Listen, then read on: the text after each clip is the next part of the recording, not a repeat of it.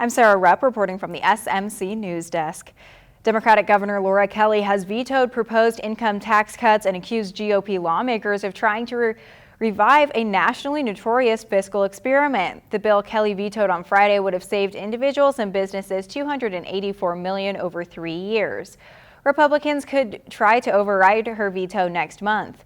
GOP legislators have said that they want to provide relief to individuals and businesses whose state income taxes have risen because of changes in federal income tax laws. But Kelly has repeatedly recalled the persistent budget shortfalls that followed income tax cuts in 2012 and 2013 under the GOP Governor Sam Brownback.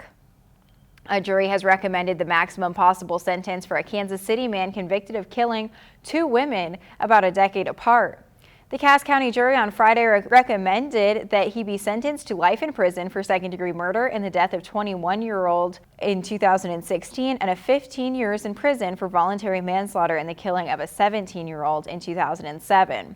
Formal sentencing is scheduled for June 7th, and the 2 victims' bodies were found in 2017 in the same field south of Kansas City.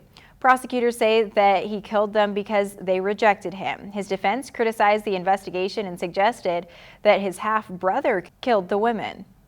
Police are investigating the fatal shooting of a juvenile several blocks east of downtown Topeka. Police say that the shooting was reported around 7:20 p.m. on Thursday, and officers arrived to find a person suffering from a gunshot wound.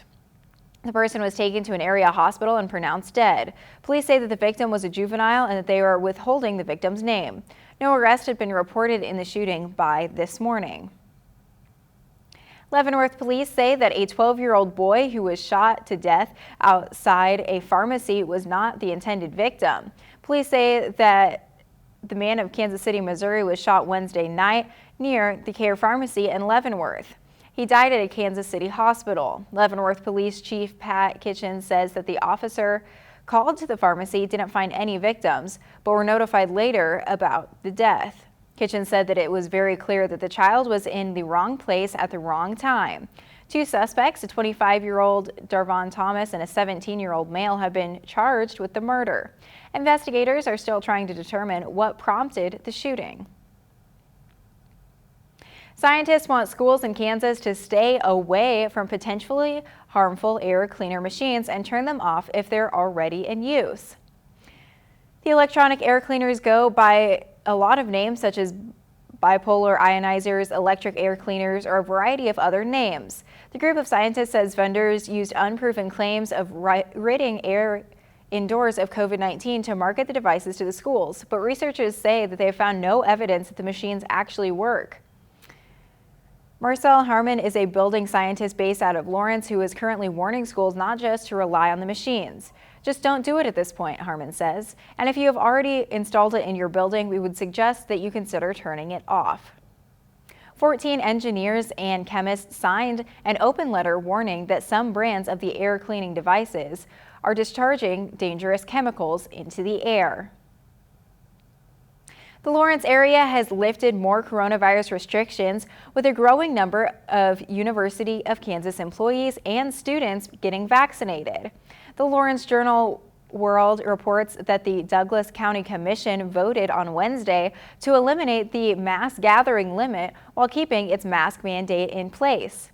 The newly approved health order also provides more flexibility about the rules for businesses and venues.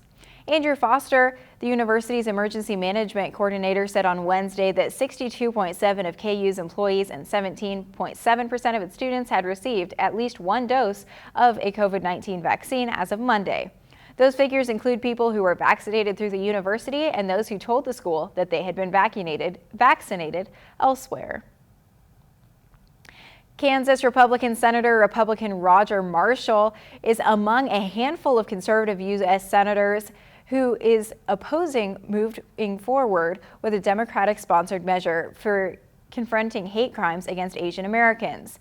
Marshall's office said today that an existing federal hate crimes law already prohibits intentionally injuring or trying to injure others based on their race, color, region, or national origin. The Senate voted 62 to 92 to 6 on Wednesday to have a debate on the proposed COVID-19 Hate Crimes Act. Republican Senator Josh Hawley of Missouri also voted against moving ahead with the debate. His office did not immediately respond to email and phone messages seeking a comment. Now for a look at our 3-day weather forecast. Tonight there'll be a chance of rain before 7 p.m., then a drizzle of rain between 7 p.m. and 1 a.m. Mostly cloudy with a low around 36 degrees. Northwest winds up to 11 miles per hour. The chance of precipitation is at 50%. On Saturday, a 20% chance of showers after 4 p.m. Mostly cloudy with a high near 52 degrees. Wind gusts as high as 21 miles per hour. Saturday night, a 20% chance of showers before 1 a.m. Patchy frost after 3 a.m. Otherwise mostly cloudy with a low around 33 degrees.